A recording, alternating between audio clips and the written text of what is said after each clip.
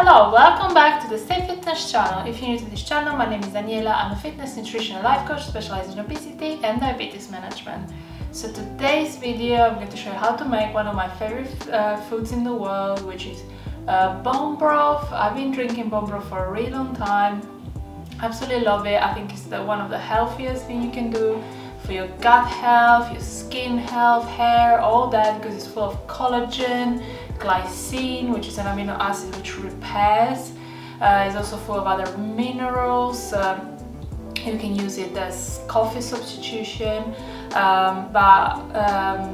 So when I make bone broth, if I make it with just beef, I don't really like it. I don't know what it is. So I found a way to make it so much better. It's like almost like a premium version of your just beef, just bone broth.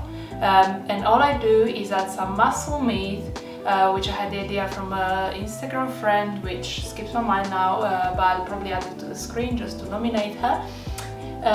All I do is add some muscle meat, but let me actually show you how to make this.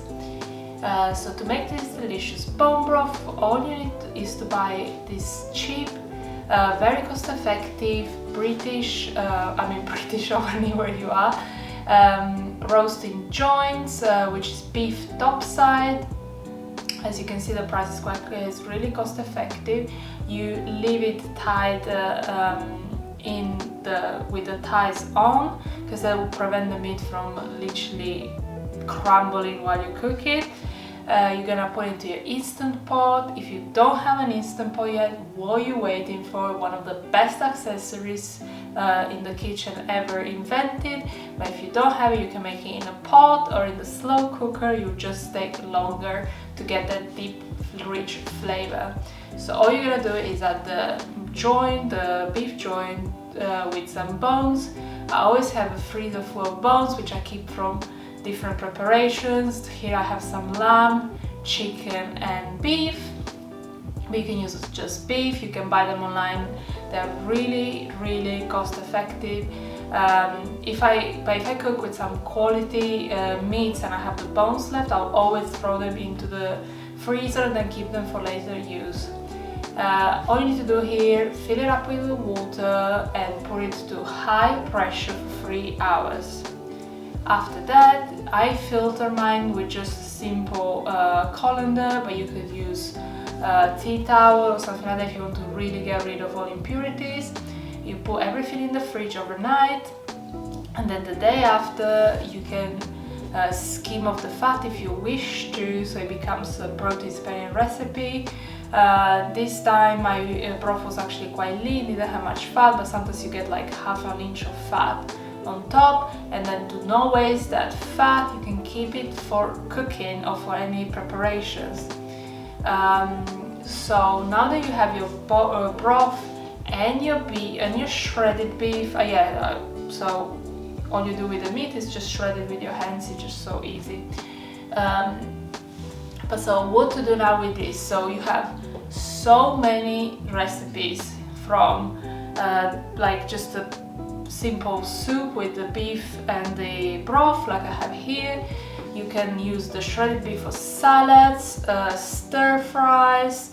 You can make yourself a protein sparing, with a protein sparing modified fast bread. You can make yourself a sandwich, a protein sparing sandwich, because this is all protein sparing because it's very lean.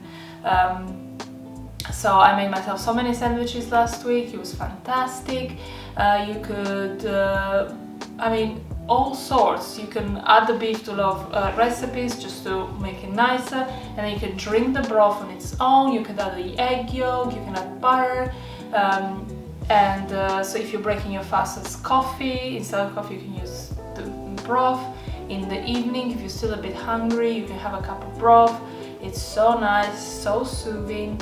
And you can use the broth itself to make other recipes. So it's such a win-win recipe. Like, you get so much with so little time spent cooking and money spent on a recipe, because the bones are basically free if you already bought the meat with the bone in, or buying them is really cheap, and the muscle meat is also very cheap. and you get so much meat. So yeah, well, I don't know what else to say to sell you this recipe. It's just like amazing. And as I say, yeah, for me this combination of muscle meat with bones is the best I ever tried. And I've cooked so much broth in my life. So in Italy we eat so much broth, and my mom always made broth with just muscle meat, but I think adding the bones definitely adds an extra layer of flavor, but also adds collagen and all those nutrients that we want. So without further ado, I have here the broth that I've shown you with just the meat in, very simple. Let me try it.